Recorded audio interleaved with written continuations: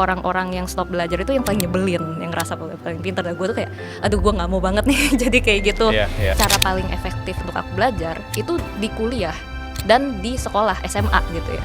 Dan aku realize cara paling efektif aku tuh pertama aku baca.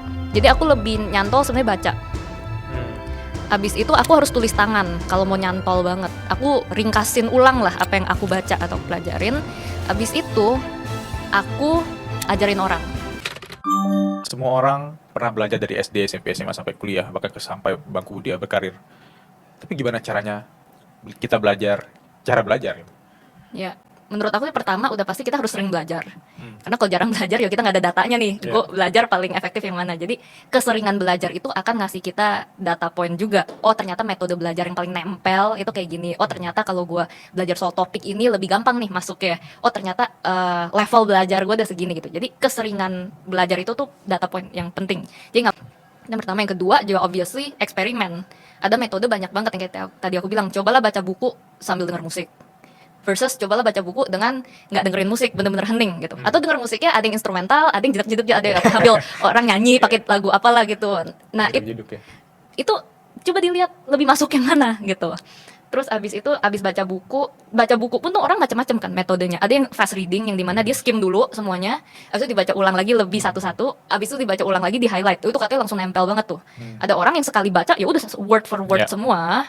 Abis itu dia catatnya bisa pakai komputer, bisa nulis tangan. Cobalah eksperimen yang mana yang lebih nyaman, yang lebih bikin nempel. Terus abis itu ada juga orang yang belajar lebih efektif. Abis dia belajar sesuatu, dia jelasin ke orang lain. Nah ternyata baca buku gak terlalu nempel. Oh mungkin lebih audio learner, nonton podcast misalnya lecture itu lebih masuk. Ada orang yang lebih belajarnya lewat visual, lewat diagram apa segala. Nah itu harus dicoba gitu ya kan. Cara belajar yang paling efektif itu berbeda untuk setiap orang. Walaupun ada kategorinya gitu. Nah kita harus figure out apa nih yang nempel untuk kita dengan eksperimen itu. Momen terakhir yang paling penting harus ada assessment. Biar kita beneran paham, kita belajarnya beneran paham apa enggak gitu. Soalnya menurut aku ada seringkali orang ngerasa dia paham padahal sebenarnya nggak paham. Nah artinya kan kalau dia sebenarnya nggak paham, cara belajarnya masih kurang efektif tuh.